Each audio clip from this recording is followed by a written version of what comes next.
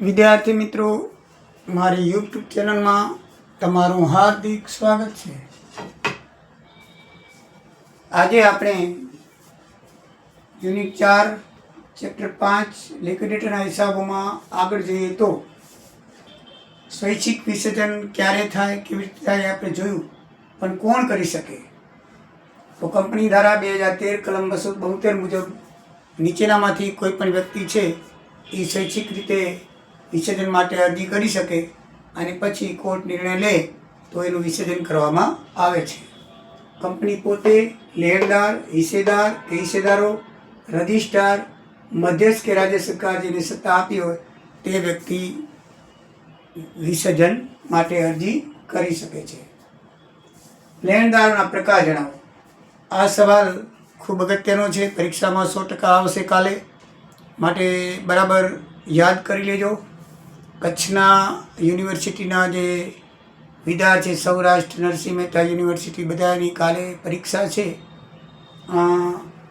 Corporate એકાઉન્ટિંગની। તો મેં જે IMP આપેલા છે, વિડીયો બનાવીને મોકલ્યો છે, એ તમે બરાબર કરી લેજો। જેને દાખલા બરાબર નથી ફાવતા એ થિયરીમાં બરાબર ભાર આપી અને પાસ થઈ શકે છે। મેં જે થિયરી આપેલી છે એમાંથી જ પૂછાશે, બરાબર ધ્યાન રાખજો। આ બધું કાલે પૂછાવાનું છે તો બરાબર ધ્યાનથી યાદ કરી લેજો। સંપૂર્ણ સલામત લેણદારો કોને કહેવાય? કે જે લેણદારો પાસે તેમના લેણા જેટલી તેથી વધુ કિંમતની જામીનગીરી હોય એ સંપૂર્ણ સલામત લેણદાર કહેવાય। આવા લેણદારો જામીનગીરી વેચી પોતાના નાણાં વસૂલ કરી શકે છે અને નાણાં વધે તો લિક્વિડેટરને આપી દે છે, અથવા તો પોતાના કબજાની જામીનગીરી લિક્વિડેટરને વેચવા માટે સોંપી નાણાં વસૂલ કરી શકે છે। સંપૂર્ણ સલામત લેણદારો એટલે કે પોતે આપેલા નાણાંના બદલામાં જામીનગીરી તરીકે કેટલી કિંમતની કે તેનાથી વધારે કિંમતની મિલકત રાખેલી હોય। દાખલા તરીકે ગોલ્ડ લોન છે, એનું એક ઉદાહરણ તમને આપું તો આપણે ગોલ્ડ ઉપર, સોના ઉપર લેવા જઈએ ત્યારે 2 લાખનું સોનું હોય ત્યારે આપણને 1.5 લાખની લોન આપે।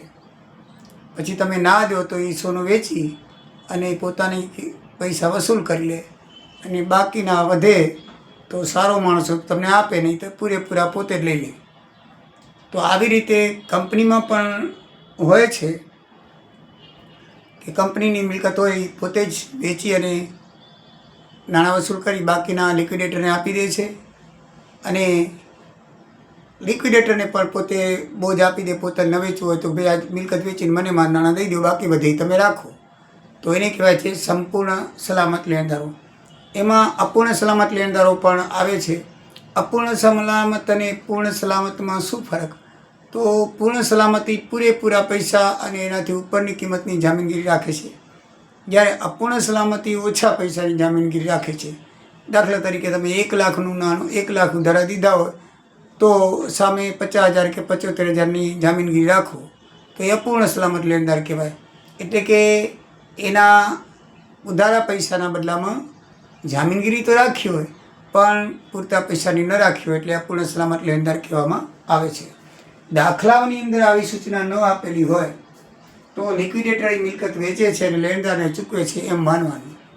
દાખલામાં સૂચના આપેલી હોય કે લેણદાર પોતે જ ચૂકવે છે તો માનવાનું, નહીંતર એ લિક્વિડેટર મિલકત વેચી નાખે છે અને લેણદારને ચૂકવે છે એમ માનવાનું।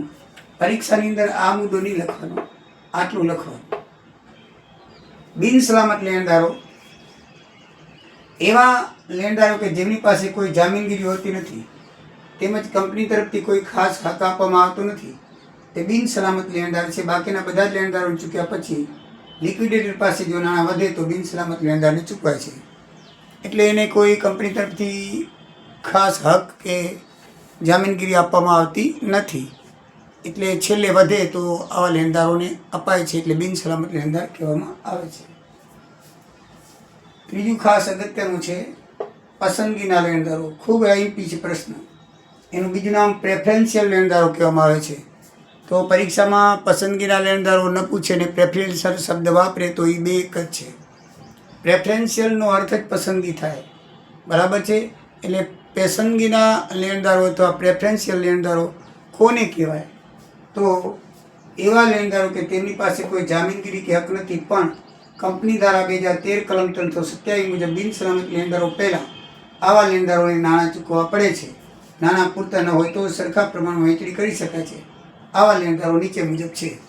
એટલે કે એની પાસે કોઈ જામીનગીરી નથી હોતી, હક પણ નથી હોતો, પણ કંપની ધારાએ 2013 એમને 327 કલમ મુજબ એક રક્ષણ આપ્યું છે કે બિન સલામત તો લેણદારોને ચૂકવ્યા પહેલાં એમને ચૂકવવું. તો એવા કયા લેણદારો છે? તો એક તો કંપનીના કર્મચારીઓ. કંપનીના કર્મચારીઓ છે એ પહેલાં એનું જે દેવું બાકી હોય, પગાર બાકી હોય, જો પહેલાં લખ્યું છે કે સરકારી કે સ્થાનિક સંસ્થાઓને ચૂકવાના બધા કરવેરા, મહેસૂલ, સેસ વગેરે સરકારી દેવું કહેવાનો મતલબ. બીજું, કંપનીના કર્મચારીનો પગાર વધુમાં વધુ 4 માસ કે 20,000 જે ઓછું હોય તે પગાર ખરો, પણ કંપની ફરચામાં જતી હોય એટલે પગાર ન ચૂક્યો હોય તો વધારે 20,000 કે 4 માસનો પગાર, બેમાંથી જે ઓછું હોય તે આપવું. ત્રીજું, વિસર્જન સમયે કે પહેલાં નોકરીમાંથી છૂટા થતા કર્મચારીનું રજાઓનું ચડેલ વેતન. એટલે કંપનીમાંથી છૂટો થયેલો હોય અને હજી રજાનું વેતન એને ચૂકવવામાં ના આવ્યું હોય, લીવ ઇન કેસમેન્ટ કહેવાય એને, રજાઓનું રોકડમાં રૂપાંતર. તમને નોકરીમાંથી ચડશો એટલે તમને ખ્યાલ આવશે કે તમે જો રજા જમા કરતા જાઓ તો રિટાયર થતી વખતે એ બધી રજાઓનું, અત્યારનો નિયમ છે વધારે 360 રજાઓનું તમને કેસમાં રોકડ મળે, એટલે કે 12 પગાર તમને મળે. તમે તમારી જિંદગી દરમિયાન જો રજાઓ ન ભોગવી હોય અને જમા કરતા જ જાઓ તો મેક્સિમમ 360 દિવસ એટલે કે 12 પગાર તમને જે હોય છેલ્લે એટલા રોકડા મફત એના બદલામાં આપવામાં આવે છે. તો આવું જે લેણ હોય એ પહેલાં ચૂકવવું. પછી કંપની વિસર્જન કે ફરચામાં જતી હોય તે તારીખે 12 અગાઉનો કર્મચારી વીમા યોજનાનો ફાળો.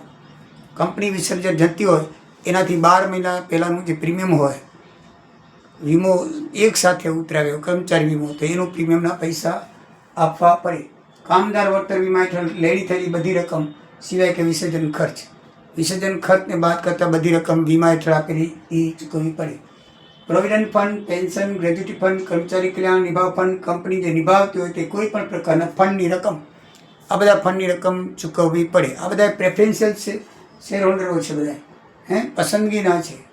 2013 કંપની ધારાની કલમ 210 કે 213 મુજબ કોઈ પણ તપાસ અંગે કંપનીએ ચૂકવવાનો ખર્ચ, આ બધું ચૂકવવું પડે. એને કહેવાય પ્રેફરન્શિયલ શેર હોલ્ડર. પસંદગીના 7 પ્રકારના છે. તો 7 પ્રકાર પરીક્ષામાં પૂછાય કે પ્રેફરન્શિયલ હોલ્ડર વિશે, તો આ બધું લખવું પડે, બરાબર ને? અથવા એમ પૂછાય કે પ્રેફરન્શિયલ હોલ્ડર કોને કહેવાય છે અથવા કયા છે, તો આ 7 પ્રકારના. પછી તરતા બોજધારી લેણદારો. હવે એમાં બોજધારી અને તરતા બોજધારી એમ કેમ? તો તરતામાં બોજધારીમાં ફરક તમને બતાવું કે જામીનગીરી તરીકે સ્થિર મિલકત રાખેલી હોય, ધારો કે સોનું છે, શેર છે, મિલકતમાં જમીન છે, મકાન છે, પ્લોટ છે, એ કહેવાય જામીનગીરીવાળા પ્રીમિયમ. પણ કોઈને એવી જામીનગીરી રાખેલી હોય જેની કિંમત બદલાતી હોય, વારંવાર બદલાતી. દાખલા તરીકે આમાં લખ્યું છે, ઉદાહરણ તરીકે સ્ટોક લખ્યો છે, માલનો સ્ટોક. તો જેની કિંમત વારંવાર બદલાતી હોય એવી જામીનગીરી રાખી હોય ને, તો એને કહેવાય તરતા બોજવાળા લેણદારો. તો કંપની મિલકતો પર તરતો બોજ ધરાવનાર લેણદારો, તેમાં ડિબેન્ચર હોલ્ડર કે જેમની કંપનીની બધી જ મિલકતો પર હક છે, આવી મિલકતોની કિંમત બદલાતી રહે છે એટલે એને તરતા હોલ્ડર કહેવામાં આવે છે. જેની મિલકતો બદલાતી રહેતી હોય વારંવાર અને એ તમે બોજા તરીકે રાખી હોય એને કહેવાય તરતા લેણદારો, તરતા બોજવાળા લેણદારો. એટલે એમાં કોઈ પણ હોઈ શકે, બરાબર? શેર હોઈ શકે, શેરની કિંમત બદલાતી રહે તો એ પણ હોઈ શકે. તેવા લેણદારો તથા બોજધારી લેણદારો કહેવાય. આવા લેણદારોને ચૂકવતા પહેલાં પ્રેફરન્શિયલ લેણદારોને ચૂકવાય છે, પછી જો વધે તો બોજધારી લેણદારો ચૂકવાય. પહેલાં પ્રેફરન્શિયલ લેણદારોને ચૂકવાય, પછી બોજધારીનો વારો આવે. હવે જેવી રીતે લેણદારોનો પ્રકાર છે એવી રીતે શેર હોલ્ડરના પ્રકાર તમે જાણો છો. એક પ્રેફરન્શિયલ હોલ્ડર અને બીજો equity share holder. Preferential holder એટલે કંપનીના ધારા મુજબ પ્રેફરન્શિયલ હોલ્ડરને મૂડી પર કરવા બાબતમાં અગ્રહક છે. પહેલો હક એને આપે, એટલે કે પૂરેપૂરું દેવું ચૂકવાઈ ગયા પછી રકમ વધે તો પૂરેપૂરા પ્રેફરન્શિયલ હોલ્ડરને રકમ આપવી પડે છે. અને જો નાણાં ખૂટે તો ઇક્વિટી શેરમાં કોઈ બાકી હપ્તા રહી ગયા તો એ ઉઘરાવીને પણ પ્રેફરન્સ શેર હોલ્ડરને આપવા પડે છે. ઇક્વિટી શેર હોલ્ડરને મળે નહીં, એને કહેવાય પ્રેફરન્સ શેર હોલ્ડર. તો ઇક્વિટી શેર હોલ્ડર કોને કહેવાય કે બધું દેવું ચૂક્યા પછી સાવ છેલ્લે વધે કંઈક, બરાબર ને, તો ત્યારે એની મૂડી પરત કરવામાં આવે છે.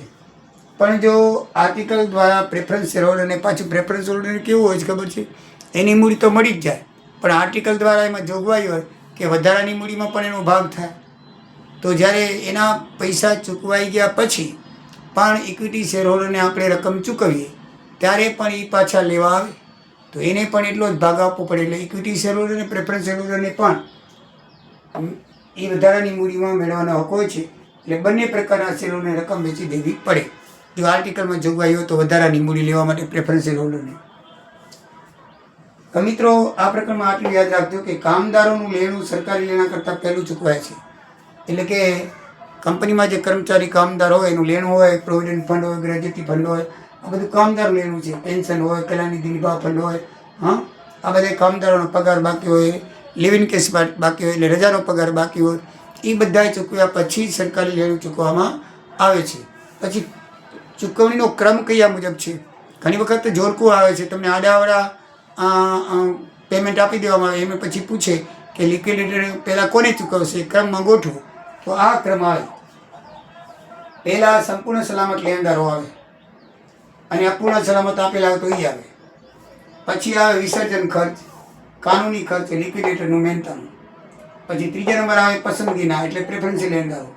ચોથે નંબર આવે મિલકત પર બોધ ધરાવતા લેણદારો, એટલે કે ડિબેન્ચરો.